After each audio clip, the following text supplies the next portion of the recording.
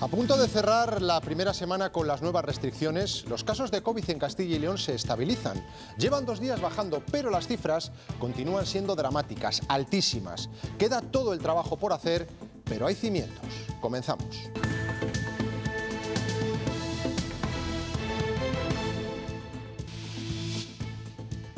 Irregularidades en la vacunación de la residencia de Villavicencio, en Valladolid.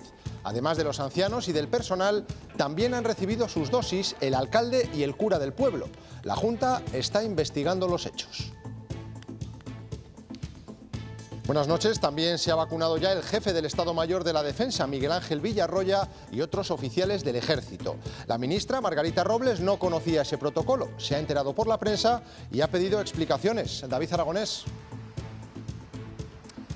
Sí, así es. La ministra de Defensa, Margarita Robles, ha pedido explicaciones al jefe del Estado Mayor de la Defensa sobre ese protocolo seguido ante la vacunación, y a Margarita Robles le ha pedido explicaciones su socio de gobierno, Unidas Podemos, que además ha exigido a Sánchez el cese o dimisión de Miguel Ángel Villarroya. Son imágenes del concierto que se ha celebrado esta tarde en León, un cuarteto de saxofonistas en un recital programado por la universidad.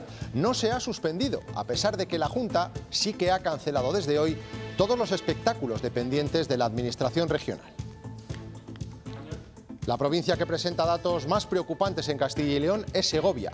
La incidencia acumulada es de más de 2.000 casos por cada 100.000 habitantes. Victoria Domínguez. Sí, Segovia empezó el año con 300 casos en 14 días y en tan solo 3 semanas la incidencia ha subido hasta los 2.038 que marca en el día de hoy. En esta tercera ola hemos tenido jornadas en las que se ha multiplicado por 3 el récord diario de nuevos positivos de la primera ola. La situación empeora día a día y empieza a ser también muy preocupante en el hospital. Matilla de los Caños del Río, en Salamanca, es uno de los ejemplos del daño que está haciendo el COVID en el mundo rural. 1 de cada 6 vecinos ha dado positivo. Los contagiados nos han atendido desde los balcones de sus casas. Estamos aquí 3 familias, mi hermano que vive en la casa de al lado, mis padres abajo y nosotros aquí. Y nos hemos contagiado. Cenamos 8 una noche y los 8. Nosotros somos 7 hermanos y solo pude yo al entierro de mi madre. El viento y la lluvia provocan incidentes graves en varias zonas de la comunidad, con árboles caídos, accidentes de tráfico y hasta torres de alta tensión por los suelos. Es el caso de Piñel de Arriba, en Valladolid. Rachas superiores a los 100 km por hora han derribado infraestructuras de red eléctrica en este municipio, aunque los usuarios no se han visto afectados. Tercera borrasca en menos de 5 días. Primero fue Gaitán, hoy Hortense, que nos ha dejado viento huracanado, y mañana llegará Ignacio, que también nos dejará viento fuerte y lluvia. Lucía fue testigo del asesinato de los jesuitas de El Salvador. Desenmascaró al ejército como autor de la masacre y tuvo que exiliarse de por vida. Su historia llega al cine en otoño. Juana Acosta da vida a este personaje real.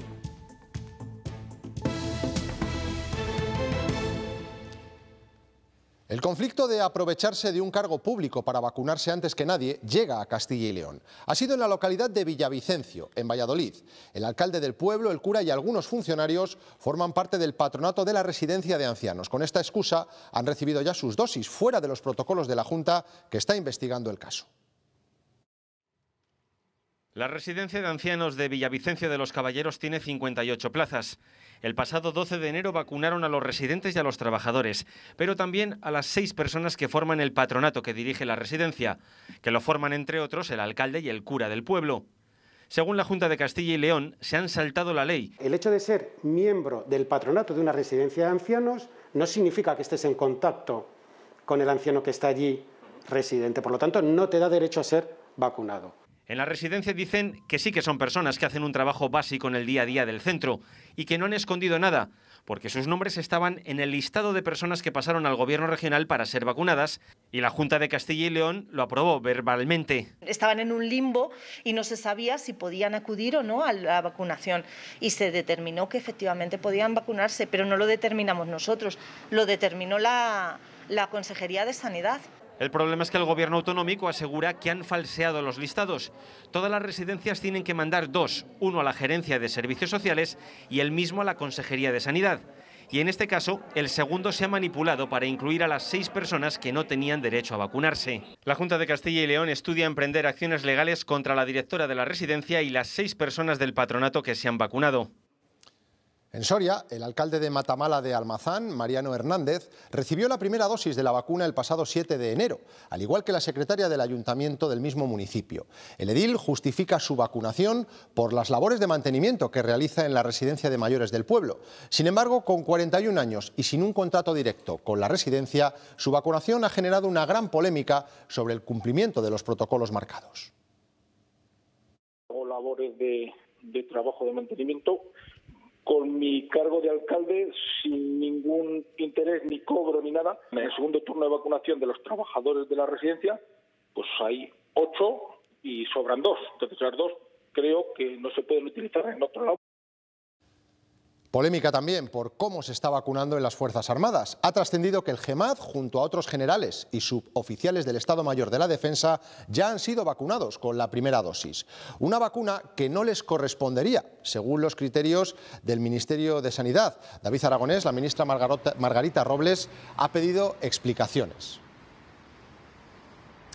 Sí, así es. La ministra de Defensa asegura que se ha enterado por los medios de comunicación de la vacunación e inmediatamente ha pedido esas explicaciones al GEMAD para conocer cómo se ha desarrollado el protocolo de vacunación, un protocolo en el que antes que los altos mandos están el personal sanitario militar y también los miembros de las misiones internacionales. Esta vacunación ha abierto ya otro choque en el Gobierno. Unidas Podemos ha pedido explicaciones a la ministra y pide al presidente del Gobierno que cese de inmediato al jefe del Estado Mayor de la Defensa. El GEMAD, Miguel Ángel Villarroya, generales, suboficiales y civiles del Estado Mayor de la Defensa ya han sido vacunados con la primera dosis. El Ejército ha diseñado su propia estrategia de vacunación saltándose los grupos prioritarios establecidos por el Gobierno. La ministra de Defensa, Margarita Robles, ha solicitado un informe para conocer al detalle cómo se está vacunando en el Ejército. Dice desconocer que se hubieran establecido criterios distintos. Esta tarde participaba en un acto en Toledo, donde no ha hecho referencia a este asunto. Porque el Ejército español tiene eso que representa España. Las Fuerzas Armadas cuentan con su propio cupo de vacunas y explican que su protocolo prioriza a personal sanitario, militares en misiones internacionales y cadena de mando por criterios de edad. Sería en ese último supuesto donde se enmarcaría la vacunación del GEMAD. Pues da la impresión que no es un colectivo vulnerable el GEMAD en estos momentos, con lo cual pues nos encontramos desgraciadamente hasta ante una situación que no debería haber ocurrido. Que los protocolos están para seguirlos y que no es decente ninguna excepción. Ese cupo de las Fuerzas Armadas no incluye, sin embargo, al personal del Hospital Militar Gómez Ulla, donde se suspendió la vacunación, a la vez que para el resto de sanitarios de Madrid. El alcalde de Madrid, José Luis Martínez Almeida, ha pedido a sus colegas políticos dar ejemplo para no burlar el protocolo de vacunación, aunque ha mostrado dudas sobre qué hacer con aquel que se lo salte. Si usted me dice por regla general si es reprochable que un cargo público se salte el protocolo de vacunación, le digo absolutamente reprochable, sin lugar a dudas, que no quede ninguna duda. Si me dice usted, en todo caso tiene que dimitir o tiene que ser cesado, oiga, pues mire, posiblemente. Pero también vayamos al caso por caso. Mientras, en casa, hoy se ha retomado la vacunación de los sanitarios en Palencia. Los retrasos de las entregas de Pfizer han hecho que únicamente se haya administrado la vacuna durante 2 de los 5 días de esta semana. De hecho, hoy se ha inoculado la vacuna de Moderna. Tras 3 días de parón se ha retomado la vacunación a profesionales sanitarios de Palencia. Lo han hecho dada la escasez de vacunas de Pfizer con las 200 primeras vacunas de Moderna que llegaban hace 2 días a la provincia palentina. Han retomado esa vacunación entre el personal del Hospital Río Carrión de la capital, donde el lunes vacunaban ya a los profesionales que trabajan en urgencias. Lo que se retoma también mañana en Palencia es la vacunación a trabajadores y residentes de centros sociosanitarios y de distintas residencias, ya que se habían paralizado porque, según aseguran desde la Junta, el personal de enfermería se había trasladado a trabajar en los cribados masivos que se han hecho durante estos 2 últimos días en distintos lugares de la provincia palentina. Los expertos piden celeridad en las vacunaciones porque consideran que es una de las herramientas más eficaces para acabar con la pandemia. El médico virólogo Ortiz de Lejarazu señala que el porcentaje de Castilla y León es aceptable, pero pide incrementar el ritmo a medida que vayan llegando más dosis. Es una cuestión de hacer lo máximo en el menor corto de tiempo. Eso es lo que limita infecciones. Cada infección que limitamos limita posibilidades de que mute el virus. Cada vez que limitamos una infección y evitamos mutaciones del virus, evitamos que aparezcan nuevas variantes, atajamos incluso alguna nueva variante que pueda haber. O sea que la vacunación tiene muchos efectos colaterales, además de proteger de la enfermedad, tiene efectos colaterales beneficiosos para otras cosas. Los vecinos de la zona básica de salud de Arenas de San Pedro, en Ávila, con casi 8.000 tarjetas sanitarias, se han sometido este viernes al tercer cribado masivo que se realiza en esta provincia ante la alta incidencia de COVID. Casi 3.000 casos por cada 100.000 habitantes. Hoy estaban convocadas 6 localidades y mañana serán los habitantes de Arenas de San Pedro quienes se sometan a esta prueba, cuyo objetivo es detectar a transmisores asintomáticos para poderles poner en cuarentena cuanto antes. La prueba que realizamos es un test de antígeno de segunda generación, que es una prueba muy rápida, nos da el resultado en 10-15 minutos y además muy fiable en entornos de alta incidencia, como es el caso.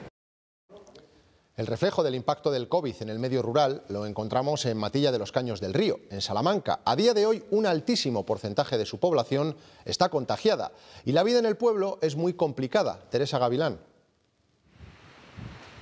400 vecinos pasaron por este centro de salud para realizarse la prueba de antígenos en el cribado masivo. 34 dieron positivo y desde ese momento no han dejado de realizar pruebas PCR. Cada día diagnostican un caso nuevo en este pueblo de Salamanca. El virus ha arrasado en este pueblo. En la calle no hay ni un ruido. La mayoría de los negocios están cerrados y el colegio vacío. No se ha librado nadie, ni la familia del alcalde. La mía entera. Cenamos 8 una noche y los 8. Los 8 cargamos. Tras la Navidad se multiplicaron los contagios. Nosotros somos 7 hermanos y solo pude yo al entierro de mi madre. Y solo pude yo con mi mujer y mis hijos. Los demás todos estamos confinados. Tampoco hay fieles en la iglesia. Los bautizos, comuniones y bodas se han aplazado, pero en las últimas semanas ha habido 2 entierros. Que parece que volvíamos otra vez por el marzo del 2020, que yo hice varios entierros en algunos de los pueblos, los de la funeraria y yo y algún familiar, y era penoso. De los 600 vecinos, ahora mismo 100 tienen coronavirus. Una persona como yo que estoy todo el día fuera en la calle trabajando, estar metido en casa es muy aburrido. A pocos metros sobrelleva la cuarentena esta otra familia. Hemos estado todos juntos y es verdad que hicimos la matanza el fin de semana anterior a que saltara este brote, pero una cosa inexplicable que la tengamos, por ejemplo, nosotros y mi madre, que a lo mejor es la que más ha estado en la matanza, no lo tenga. Hay una tienda abierta, pero con pocos clientes. Mandan a alguien que ha dado negativo a hacer los pedidos y si no, pues por teléfono y los servimos a casa. Es lo que estamos haciendo ahora mismo en los negocios de aquí. Ahora, como en marzo, esperan que vuelva el bullicio desde la ventana. Mientras, países como Alemania plantean el uso obligatorio de la mascarilla FFP2, ayer Fernando Simón sorprendió, asegurando que la más protectora es la FFP3, con una eficacia del 98% en el filtrado. Según una guía del Ministerio de Consumo, esta mascarilla se encuentra en farmacias y en tiendas especializadas por un precio que oscila entre los 3 y los 5 euros. Sin embargo, es muy complicado dar con ellas. En muchos establecimientos aseguran que no las van a recibir hasta el mes de febrero. Son súper difíciles de conseguir, lo que son los canales habituales no las han tenido en ningún momento desde que empezó la pandemia. Sí que hemos conseguido de vez en cuando, pues a lo mejor 3 cajitas pidiendo directamente al fabricante, pero eso, 3 cajas contadas y ahora mismo es muy complicado conseguirlas. Y cuando las consigues además hay que tener en cuenta los precios. La Junta suspendió ayer todos sus actos culturales y recomendó al resto de instituciones que hicieran lo mismo.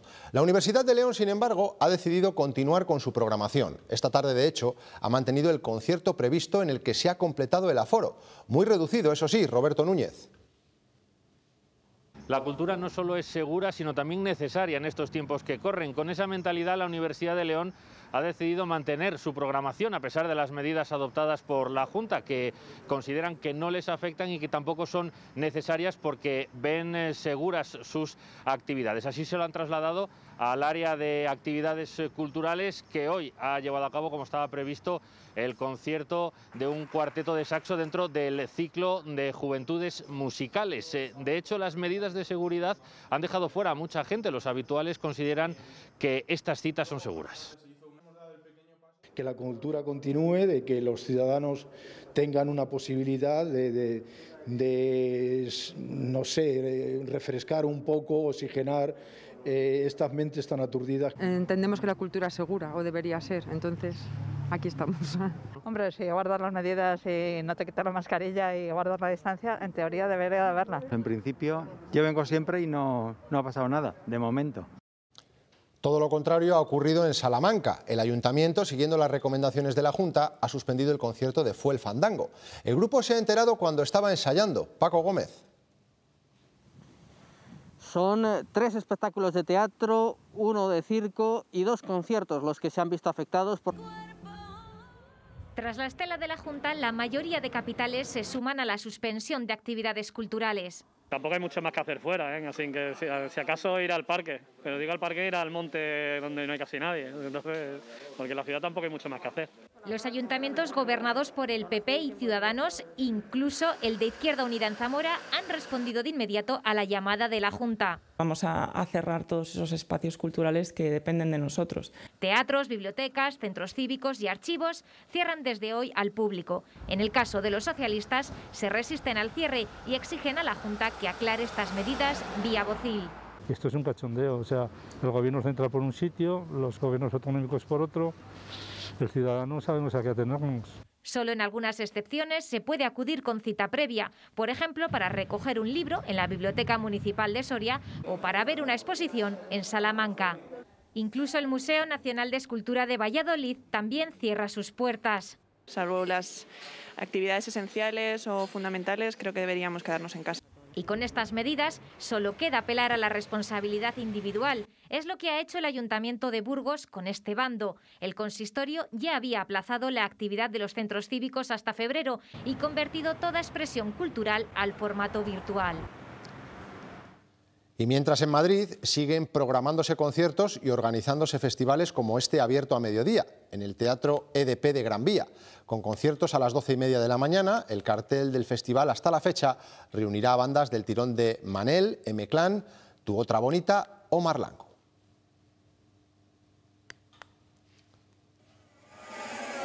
Estas lamentables imágenes nos llegan también desde Madrid. Una fiesta en toda regla, como si no estuviera pasando nada. Se celebró ayer en una conocida discoteca de la capital, sin importar el récord de contagios. La organización de consumidores Facua ha denunciado al establecimiento por incumplir la normativa sanitaria.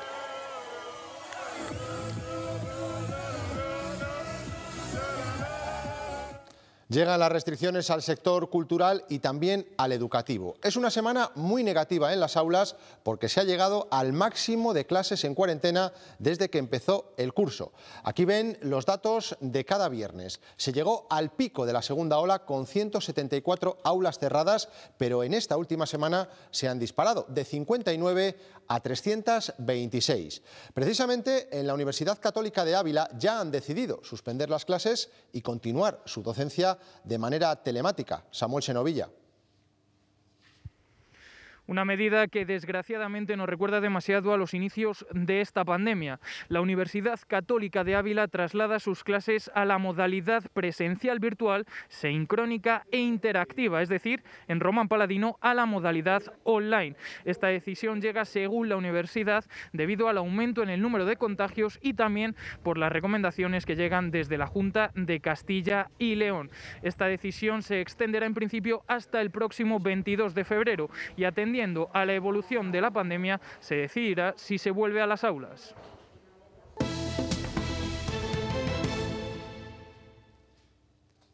Mañana se cumplirá una semana desde que entró en vigor el toque de queda a las 8 de la tarde en Castilla y León. Han sido 7 días de idas y venidas en lo político y lo judicial que terminaban con la llamada de IGEA a la rebelión ciudadana. Ellos, los ciudadanos, cumplen en su mayoría con la normativa. Debemos de quedarnos en casa por el bien de todos. No tenemos que esperar a que nos impongan las cosas. Yo, si no nos obligan, no. Si puedo salir, salgo. Me parece bien que nos autoconfinemos, pero esta gente tendrá que trabajar y el que quiera salir, que salga. Que hay que hacerlo y hay que aguantarse hasta que esto se mejore. La mayoría de los mayores estamos autoconfinados. Yo ya lo hago por mi cuenta. Que yo creo que es la mejor solución, 15 días mínimo. Castilla y León suma ya 2 días consecutivos de descenso de casos, sin llegar a los 3.000 contagios diarios. Aún así, este viernes se suman 2.882 casos, 400 más que hace una semana. También 21 muertos y una incidencia que no se frena. Varias provincias por encima de 1.000 y por primera vez en toda la pandemia, una provincia que supera los 2.000. Es el caso de Segovia. Victoria Domínguez. Sí, Segovia es la provincia con mayor incidencia de toda España, con 2.038 casos nuevos por 100.000 habitantes en los últimos 14 días, y los datos en la capital son aún peores, superan los 2.400. Por eso, a partir de mañana se va a realizar un cribado masivo a toda la población de la capital. La curva presenta una escalada prácticamente en vertical desde la última semana, sobre todo, y esto se traduce en la situación del hospital, con 124 personas ingresadas en planta, 13 en la UCI, solo quedan 3 camas libres y ya se ha tenido que derivar a casi una veintena de pacientes a otros hospitales de Castilla y León. Otro dato demoledor: en los últimos 5 días, desde el lunes, se han producido 16 muertes solo en el hospital de Segovia, y en ese centro se están preparando camas en el gimnasio en previsión de muchos ingresos este fin de semana. En contraposición, las cifras menos malas de la comunidad están en la provincia de Burgos. Allí nos vamos, Luis Ángel Rozas. El panorama es muy grave en toda Castilla y León, pero la situación menos mala la encontramos en la provincia de Burgos, con una incidencia acumulada a 15 días de 599 casos por 100.000 habitantes. Es la tasa más baja de Castilla y León, lo cual no deja de ser paradójico, porque recordemos que hace aproximadamente un mes, durante la segunda ola, Burgos fue la ciudad española con una incidencia más elevada. ¿A qué se puede deber? Pues precisamente a causa de esa elevada tasa que teníamos en la provincia de Burgos. Las restricciones de la Junta fueron más fuertes que en el resto de la comunidad y se prolongaron prácticamente hasta las Navidades, lo que puede haber frenado los contagios. Aún así, tenemos situaciones más preocupantes en algunos municipios, como en Miranda de Ebro, con una tasa que supera los 1.200 casos, o en el condado de Treviño, donde ya rebasan los 1.300. España roza los 2,5 millones de casos. En apenas 15 días se ha sumado medio millón de contagios. Hoy se han notificado 42.885 y 400 fallecidos. La incidencia a 14 días sigue en aumento y está ya en 829. Son 6 las comunidades que superan los 1.000 de incidencia. Extremadura a la cabeza con más de 1.400 y Murcia es la otra que está por delante de Castilla y León. Pese a todo, el Gobierno es tajante con la posibilidad de llegar al confinamiento domiciliario. Tenemos unas cifras evidentemente preocupantes, mejores que las de otros países de nuestro entorno, y todo el mundo tiene que saber que a un confinamiento como al que fuimos al mes de marzo, nuestro país no puede volver, que quedan todavía elementos por agotar. Las comunidades siguen aplicando restricciones. Madrid adelanta el toque de queda a las 10 de la noche y la hostelería tendrá que cerrar a las 9. El Ejecutivo Regional limita a 4 las reuniones. País Vasco desde el lunes va a cerrar perimetralmente todos sus municipios y también su territorio. Se reducen a 4 el número máximo de personas permitidos en las reuniones, tanto en espacios públicos como privados. La Comunidad Valenciana suma restricciones a las que ya había tomado esta semana. Va a prohibir las reuniones en domicilios con no convivientes. Las primeras evidencias científicas revelan que la cepa británica podría incrementar la mortalidad un 30% más. Así lo ha confirmado esta tarde Boris Johnson. Hasta ahora solo se conocía que multiplicaba considerablemente los contagios. Aún así, según los expertos, aseguran que las vacunas siguen siendo efectivas contra el antiguo coronavirus y también contra esta nueva cepa. Francia suma 22.800 nuevos positivos en las últimas 24 horas y más de 1.600 hospitalizaciones en UCI en la última semana. Con estos datos y la alta propagación de la variante británica del virus, el país ha decidido exigir a partir de este domingo una prueba PCR negativa realizada 72 horas antes de llegar a Francia a todos los viajeros europeos. Solo los trabajadores fronterizos y los transportistas terrestres estarán exentos de esta nueva restricción. Una semana sin contagios. Con los datos que tenemos en España parece un milagro pensar en ello. Pues bien, Australia ha conseguido ese hito. El primer ministro ha reportado que llevan 7 días con el contador de nuevos casos a 0. En todo el mundo solo hay 7 países que afirman no haber tenido que sufrir el coronavirus. Corea del Norte y 6 estados isleños situados en Oceanía.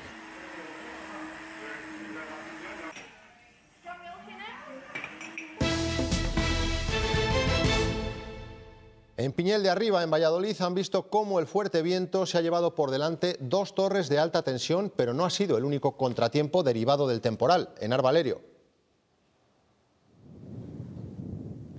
Las fuertes rachas de viento son las culpables de que se hayan caído 6 torres eléctricas de 400 voltios en esta zona de la provincia de Valladolid. 2 de ellas caían esta mañana pasadas las 9:30 entre las poblaciones de Piñel de Arriba y Piñel de Abajo, pero no ha sido el único problema que han tenido estas poblaciones por el temporal. Desde esta mañana a las 4 de la mañana y debido a la tormenta se ha ido la luz y hasta 7 horas más tarde, hasta las 11 de la mañana, no se ha podido restablecer el servicio y desde las 6 de la tarde vuelven a tener cortes en el suministro. Las fuertes rachas de viento han generado algún que otro problema también en Palencia capital. La avenida de Valladolid, una de las vías principales de la ciudad, impedía la circulación de tráfico en la madrugada por la caída de árboles a la carretera. Unas horas después se restablecía el tráfico y se procedía a limpiar la zona para garantizar la seguridad. Los equipos de emergencia de la comunidad han efectuado más de un centenar de rescates en montaña solo durante el año pasado. La pandemia también ha marcado estos operativos que trabajan en situaciones de riesgo y en lugares a los que es muy complicado acceder. Se la juegan cada día desde el aire. Pues nuestra labor es la de ir y atenderlos y sacarlos del sitio lo antes posible y de la mejor manera posible. El Grupo de Rescate de Montaña de Castilla y León, creado en 2007, efectuó 53 intervenciones el año pasado. Todas empiezan así. Sí, dime. Salida. En apenas 5 minutos los 4 miembros están ya en el helicóptero, preparados para salir desde Alcazarén, en Valladolid. Durante el ferry, como denominan al trayecto, reciben información precisa para el rescate, como este de ayer mismo en Matavenero, León. El 112 coordina las operaciones. Han sido 120 en montaña durante el año pasado, incluyendo las de la Guardia Civil. Menos que otros años y en meses no habituales. El boom que ha habido a zonas de naturaleza y demás. Proliferan los aficionados temerarios. Sí que parece que a veces pues, la gente no está lo suficientemente preparada o equipada. Mover un helicóptero como este con sus 4 integrantes supone un coste de más de 2.000 euros a la hora. Los operativos pueden alargarse hasta 10 horas. Aunque los rescates iban a cobrarse, no se ha pasado ninguna factura pese a las negligencias. El Partido Popular engrasa la maquinaria de sus congresos y cambia el modus operandi. Las renovaciones partirán de las provincias, que anticipan sus reuniones a la nacional. En Castilla y León, el próximo lunes, el primer congreso será el de Valladolid. Después vendrán Ávila y Palencia. 6 provincias han celebrado ya Congreso Provincial y como tenía previsto. Y lo que queremos es que haya un fortalecimiento de las estructuras provinciales y locales a tiempo de las elecciones autonómicas y municipales. Génova acelera la carrera para que todas las organizaciones locales estén renovadas en año y medio. En otoño le tocará el turno a los varones regionales. Se harían hasta julio del 22 a partir de septiembre del año 21. No era el criterio compartido por direcciones regionales como la de Castilla y León, pero es el que se ha impuesto por la vía de los hechos. El lunes está convocada vía telemática la Junta Provincial del PP de Valladolid para la convocatoria de su 15º Congreso, que la Dirección Nacional habría querido que se celebrase en noviembre y la segunda ola lo impidió. Ahora Génova no quiere esperar más y fija para finales de febrero o principios de marzo que esté todo resuelto. El candidato de consenso es Conrado Íscar y no hay candidaturas a la vista a disputarle la presidencia. La portavoz del PP en el Ayuntamiento de Valladolid lo respalda y se postula para el número 2. Un honor hacer que mi partido funcione. Yo creo, mire, yo creo mucho... ¿Ahora no funciona? Pues creo que es mejorable, como todo en esta vida. Pero en ese puesto suenan otros nombres, como el alcalde de Villalón. Tras el Congreso de Valladolid, los siguientes en convocarse podrían ser los de Ávila y Palencia, donde los candidatos que aspiran a repetir son Carlos García y Ángeles Armisen. Este 2021 también es año de congresos para el PSOE, que sin embargo mantendrá su esquema habitual. Primero se celebrará el Congreso Nacional. Mañana el Comité Federal podría convocarlo para el 15, 16 y 17 de octubre, aunque por estatutos habría tocado que se celebrara en junio. Después le seguirán los congresos regionales y, por último, los provinciales. Hoy ha declarado Cristina Cifuentes en el juicio por el conocido como caso Máster, que investiga la falsificación de un acta para conseguir el título. La expresidenta de la Comunidad de Madrid ha reconocido que no defendió su trabajo ante ningún tribunal. Con esta declaración contradice lo que dijo cuando estalló el escándalo. Además, hoy sigue el acercamiento de presos de ETA a cárceles cercanas al País Vasco. Instituciones penitenciarias ha comunicado 5 nuevos traslados, entre ellos el de Julen Achurra Egurola, condenado por el secuestro de José Antonio Ortega Lara, que pasa de Madrid a Cantabria, o el de Diego Ugarte, condenado a más de 100 años de cárcel por el atentado contra Fernando Buesa y su escolta, y que será trasladado a la cárcel leonesa de Mansilla de las Mulas. El 55% de los presos de ETA ya están a menos de 200 kilómetros de sus domicilios. Los autónomos reclaman poder desgravarse ante Hacienda los gastos del teletrabajo. Consideran que es discriminatorio que las empresas puedan recurrir a ello y no los trabajadores por cuenta propia.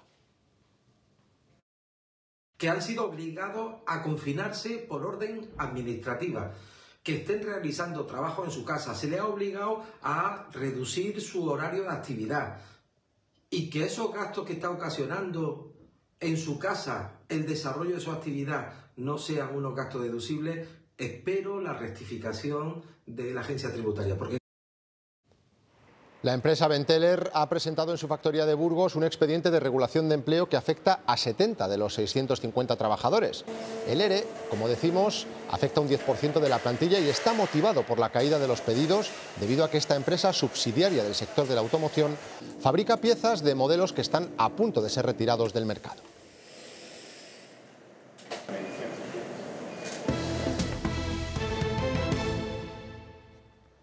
Impracticables. Así están muchas plantaciones de trufa negra en Soria tras las últimas nevadas y lluvias. Y ahora con el deshielo. Los truficultores casi no pueden caminar, como ven, por sus fincas y así es imposible recolectar. Algunos llevan 2 semanas sin extraer ni un solo ejemplar. Un nuevo revés en plena campaña, de por sí condicionada por la pandemia, que ha supuesto una bajada de precios y por los cierres de la hostelería dentro y fuera de nuestras fronteras. El 80% de la producción va a parar a países europeos. Ha sido el parón más grande de la historia, sí, de los últimos 30 años que llevamos hasta el día de hoy, que está el suelo impracticable para poder recolectar trufa. Es imposible y es contraproducente, porque no se tapa bien los agujeros y eso puede perjudicar en las futuras campañas. La mirada de Lucía es la historia de la único testigo de la matanza de El Salvador, el asesinato por parte del ejército salvadoreño de 6 jesuitas, entre ellos Ignacio Yacuría y 2 trabajadoras de la Universidad Centroamericana. Imanol Uribe dirige esta película que se estrenará el próximo otoño. Esta historia, aunque olvidada, sí es conocida. El 15 de noviembre de 1989, Ignacio Yacuría, los castellanos y leoneses Amando López, Martín Baró y Segundo Montes, otros 2 sacerdotes y 2 empleadas, morían asesinados en El Salvador. Él lo sabía, la noche anterior me lo dijo. Digo, Nacho, pero esto va a tardar. Nos van a matar todavía a muchos y esto va a ser rápido. Juana Acosta da vida a Lucía Barrera de Cerna, la testigo que desenmascaró al ejército salvadoreño como verdadero culpable de la matanza. Para mí era muy importante escucharla. La escucho a ella contar esta historia, romperse en momentos, se rompía. Le cambió la vida hasta tal punto que no ha podido, todavía vive y no ha podido regresar al Salvador. El guión cuenta con el visto bueno de la Compañía de Jesús, que ha asesorado a los productores de la película. Lo importante de esta película es tener memoria, es decir, no caer en el olvido de lo que ocurrió en el año 89, la vivencia persistente de la injusticia y de la violencia. Esa historia había que contarla o sí o sí. En el reparto también Carra Elejalde, que será el padre Yacuría. y el leonés Carmelo Gómez, en el papel del padre Tejeda, el otro protagonista vivo de la historia. La película la podremos ver en el cine el próximo otoño. Con esta historia nos despedimos recordándoles que pueden seguir informados de forma permanente en nuestra página web, ciltv.es. Que tengan un feliz fin de semana. Adiós.